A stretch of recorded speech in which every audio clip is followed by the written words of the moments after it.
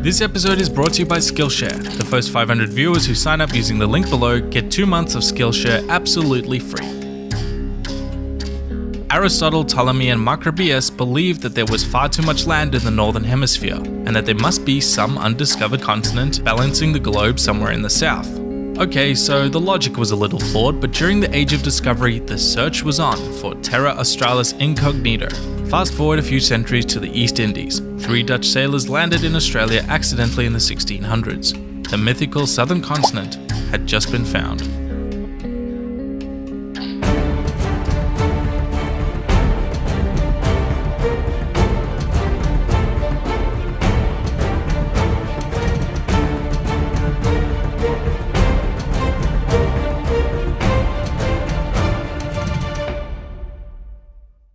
Australia was the last of the New World to be discovered, because let's be honest, nobody cares about Antarctica. Australia was of course already inhabited. Indigenous Australians, also known as, had a population of between 300 and 700,000 by modern estimates. Early contacts with these tribes were as often peaceful as they were violent. It is thought that these groups arrived in 2 stages. The first was from the Indian subcontinent via a land bridge that connected Australia to the island of New Guinea, bringing with them the Pama-Nyungan language family. The second wave was much later and may have been groups related to the Austronesians of Indonesia. Their culture and history was preserved through the oral tradition. The Dutch named the island New Holland after the county of Holland in the Netherlands, but it wasn't until the British landed on the east coast and named it New South Wales that Europeans began to settle. Landing in Port Jackson on the 26th of January 1788, hey, that's today. The so-called First Fleet arrived to found the colony of Sydney, with the intention of using the labour of prisoners to achieve wealth for Britain. However, contrary to Australia's convict founding myth, less than half of this First Fleet were actually convicts. In the 1800s, Australia was circumnavigated, mapped, and new colonies started springing up all over. Hobart, Newcastle, Launceston, Port Macquarie, Brisbane and Melbourne, with dozens of penal centres. Adelaide and Perth were founded as free settlement cities, but the latter was made into a penal colony after it failed to grow naturally. As the Europeans expanded, the frontier wars began with the Aboriginals, many of whom were hostile to the foreign invaders. Most famously, the Black War of Tasmania, which nearly wiped out the indigenous Tasmanians. But far more destructive to the Aboriginals was smallpox, which killed tens of thousands. Australia's growth would stagnate until the 1850s gold rush, which drew hundreds and thousands of settlers from all around the world in search for wealth, particularly in New South Wales and what would become Victoria. This would forever change Australia's character, with new free settlers overshadowing its convict past, bringing with them their ideas of European Enlightenment, the American self-determinism, and the Chinese hatred for the British. These gold diggers became discontent with the corrupt and badly run colonial elites and rose up in rebellion in the infamous Eureka Stockade. These settlers were beginning to feel a sense of nationalism, that perhaps Australia could be something different. The winds of change were on Terra Australis, and soon, large-scale trade unions developed in Australia's largely working-class population from the ideas of orthodox Marxists. Trade unions still hold a significant influence over Australian politics today. But let's not forget the rift that had been forming between Australia and Australians, the government and its people.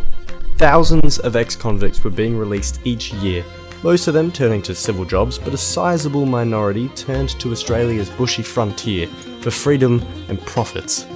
Policing was harsh, but order couldn't reach far enough. Outside of the cities, only personal gain and wealth could drive law enforcement. Money would change hands and lips were sealed. In this climate, an Australian icon was born, Ned Kelly.